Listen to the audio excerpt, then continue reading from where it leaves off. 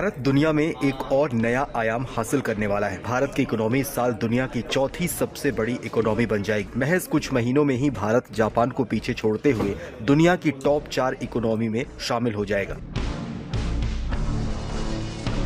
नीति आयोग और अंतर्राष्ट्रीय मुद्रा कोष के मुताबिक 2025 में भारत की अर्थव्यवस्था 4.19 लाख करोड़ डॉलर यानी करीब 4.19 ट्रिलियन डॉलर की हो जाएगी। इससे भारत जापान से आगे निकल जाएगा। भारत ने बीते कुछ सालों में मेक इन इंडिया और छोटे स्टार्टअप जैसे कार्यक्रमों पर जोर दिया है, जिसका नतीजा हुआ कि भारत की इकोनॉमी ने बेहद तेजी से ग्रो किया। हालांकि जब भी भारत की बात आती है तो चीन और पाकिस्तान से तुलना जरूर होती है। मौजूदा वक्त की बात करें तो इकोनॉमी के मामले में अमेरिका 30.507 ट्रिलियन डॉलर के साथ सबसे ऊपर है। दूसरे नंबर पर 19.231 ट्रिलियन डॉलर के साथ चीन की अर्थव्यवस्था है, तो वहीं तीसरे नंबर पर 4.744 ट्रिलियन डॉलर के साथ जर्मनी की अर्थव्यवस्था है। भारत की अर्थव्यवस्था 4.187 और जापान की अर्थव्यवस्था 4.186 ट्रिलियन डॉलर की है। ये आंकड़े बताते हैं कि इन्वेस्टमेंट के लिए भारत पर दांव लगाया जा सकता है। भारत अपने कर्जों को भुगतान करने की मजबूत क्षमता और भारत में आर्थिक विकास के मजबूत फंडामेंटल्स मौजूद है। ये आंकड़ा बताता है कि भारत में उत्पाद, व्यापार और सेवाओं की मात्रा बहुत अधिक है।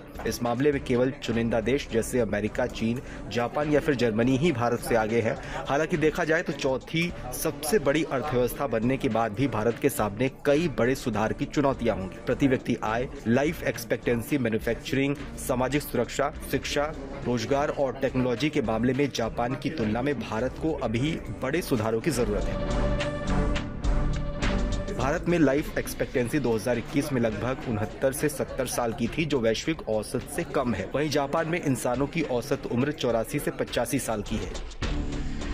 इसका मतलब यह है कि भारत को स्वास्थ्य, पौष्टिक खान पान और आम लोगों तक बेसिक सुविधाओं को पहुंचाने को लेकर काम करने की जरूरत है। किसी भी देश के लिए शिक्षा का बेहद महत्व है और बेहतर शिक्षा और साक्षरता देश के विकास में एक बड़ा फैक्टर होता है। मौजूदा वक्त में भारत की साक्षरता दर 77.7% है, तो वहीं जापान में साक्षरता दर 100% के आसपास है।